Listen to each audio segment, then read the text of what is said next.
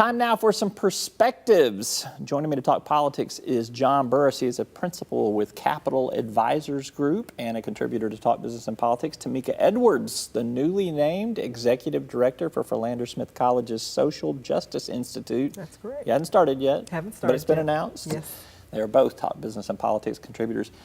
Very quickly, tell me a little bit about what your new job is going to entail at the Social Justice Institute. And so we are evolving, and I'm looking forward to working with the faculty, students, and the community at large so we can rethink justice and we can move conversations forward in a very productive way so that we think about public policies and those kinds of things, advocacy that will help our world and our state and our city to be a better place. And so engage in some very good conversations and teach the students some things about what we're probably about to get into just now. So maybe you'll have John over sometime to I talk. will have John. He's already agreed to be think that'd be there. awesome. I'd be happy to. See, there we go.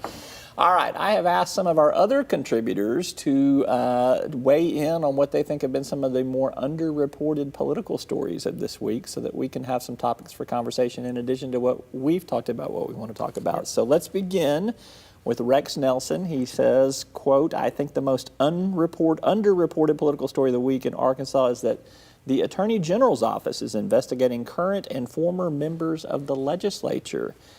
Is this state investigation in coordination with the ongoing FBI probe? I come to you first as a former legislator, John Burris. What do you make of this? Is this the right role for the Attorney General? I've never really gotten too caught up on, whether it's AG or Office of Medicaid Inspector General or FBI investigating.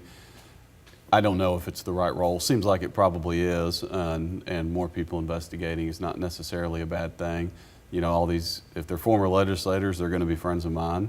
It's not me, thankfully, but they will be friends of mine. I'm pretty sure you wouldn't be on the set right now if it was you, John. Sometimes it's just good to say it. And, they're going to be friends of mine, and I don't know what will happen. I think what's been uncovered is not really a surprise to some of us who were there at the time we were going through Medicaid reform debates, things like the preferred family health scandal.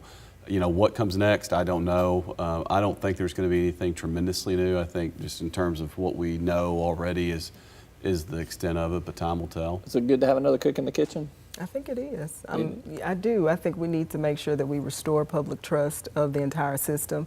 I think having someone else oversee and understand what's going on, I just wonder,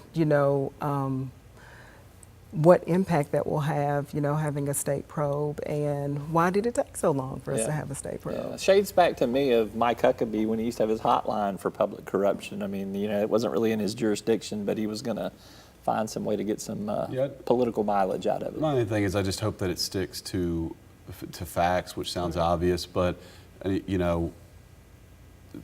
I think sometimes there's a perception that just things that are more normal in politics are corrupt, and they're not. And how you draw those lines can be more difficult.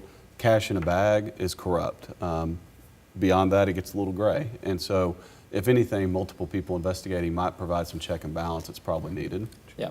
All right, Leslie Rutledge also in the headlines this week dealing with an old scandal involving her personnel file over at the Department of Human Services. Is this just an effort by the Democrats to keep negative headlines up for Leslie Rutledge? There were a couple of days of it. Well, I am not in the minds of the Democrats, but I will say that I think it probably just deals with transparency and making sure that personnel files are, at the forefront of the people who will do the voting. And so I cannot say what's happening with the Democratic Party, but, I think a part of it is transparency. Yeah. All right, John, Yeah, political hit job? Yeah, not even a good one. I mean, it seemed like a big old nothing burger. When I thought that there might be actually something in the file, at least curiosity. I wondered, what in the world is this? And, you read it and it sounds like pretty typical staff turnover at a state agency 10 years ago.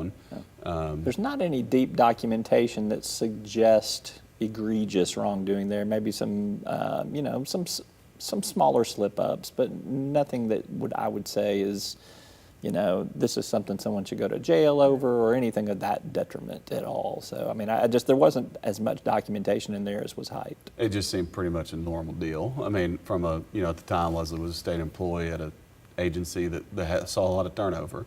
and it just really wasn't anything surprising or shocking We'll to me. see. There's a promise that there may be more to come, and we will we'll look at that. All right. I also asked Wes Brown, Talk Business and Politics analyst and frequent guest on this show, about his thoughts on underreported stories this week, and he brought up the tax reform report, which was forwarded to a consultant that will eventually, this will go to the governor for recommendations. Wes says the State Tax Reform and Relief Task Force and its findings to Governor Hutchinson this week on how to restructure the Arkansas tax code. The full report includes 22 specific recommendations on how the state can dismantle and reinvent Arkansas's unwieldy tax system.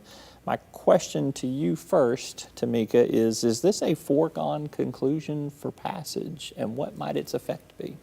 Well, I'm not sure. I know that Advocate's my former position. We advocated for an earned income tax credit, and that made it up until the very end, and then it was taken out. And so I think, there have been conversations about what needs to be in there and what should be in there and what will move forward. And so we will just have to see in the 2019 session what new legislators may come into the fold and if that would actually push the actual package off. Yeah, there could be some change in the makeup of the state legislature there. Is it a foregone conclusion, John, or do you think that there's still a lot of wiggle room in this package? It's not a foregone conclusion, but the way that the task force has operated certainly makes passage high. I mean, Senator Hendren, Representative Jean chairing that for the better part of a year, hearing all the ideas. It was a great process, and look, I'm conservative, and I just almost could not be happier with the recommendations. I think that they did it smart. Levelizing out the tax tables is a really big deal, boiling it down to 3 and then bringing that top rate down to 5.9, which gets us a little closer to a competitive rate with our neighbors and around the country. I think in all, with cleaning up the code and doing some stuff on the business side too. So it's really hard to argue with the outcome if you're a conservative. They got to pass it. I think the better, or a legitimate question is how it's bundled. I think it may have to be separate bills. Some require higher vote thresholds than others, and then some of the things have more support than others. So how it gets bundled up is definitely the next question.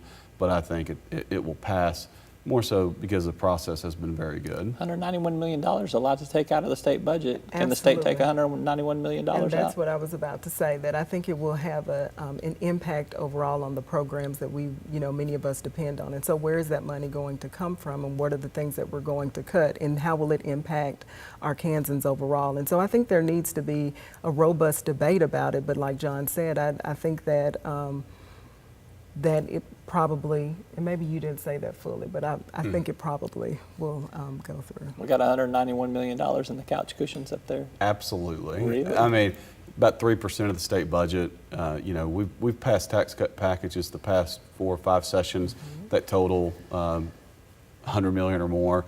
If you do it smartly, you can do it. It shouldn't be cavalier about it, and they're not. But the money's there. All right. It's a little over $200 million. Shades of John Burris as House Minority Leader at the time, pushing for a 5% across the board state tax cut. You could always do it. All right. Jessica Deloach Saban, also a contributor, brings up Betsy DeVos's position this week and a discussion about allowing federal funds for schools to buy guns for armed officers. Good idea or bad idea, John?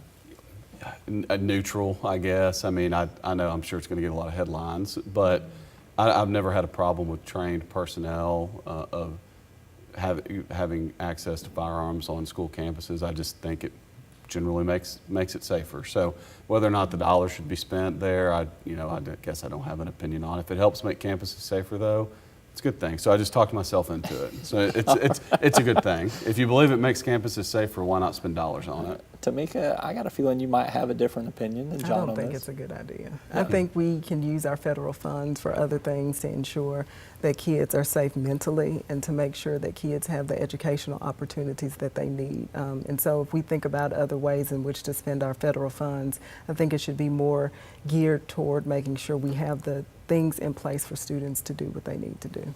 All right, lastly, Arkansas Works is in the middle of a big debate over the work requirement. It's starting to be implemented, so we are seeing kind of where the rubber meets the road on this. Some complaints that it's too onerous because there's not enough broadband in the state of Arkansas for people to access and report. We are seeing a drop in some folks reporting there. Insurance rates also steady for next year, just a 1 to 4.6% increase in the different plans on the Arkansas Health Insurance Marketplace. My question to you, and I'll come to Burris first on this one, what's going to be the health care insurance debate in the legislative session next January? What are we going to be focused on? There'll probably still be some debate over the appropriation on they call it the DMS, Medical Services Appropriation, that has been the center of this debate for the past few years. Got to have it for the tax cuts, though. You've got to have the... You got to have the money from the feds Yeah. on this Well, Medicaid that's true. expansion program to do the tax cuts. There will be some debate over the appropriation, but it just seems like we're at a point where that's not going to be the main one. It's probably going to be over future Medicaid reforms. I mean, the governor has pushed pretty hard on your behavioral health and DD populations, especially some savings. DD, developmentally disabled. Yeah, that's right. For those that don't know the acronyms. Well, fair enough. I do use a lot of them, and so I think that probably the traditional Medicaid program is going to get some debate and scrutiny, partially because of the public corruption stuff we're seeing, but also because of the reforms the governor is proposing.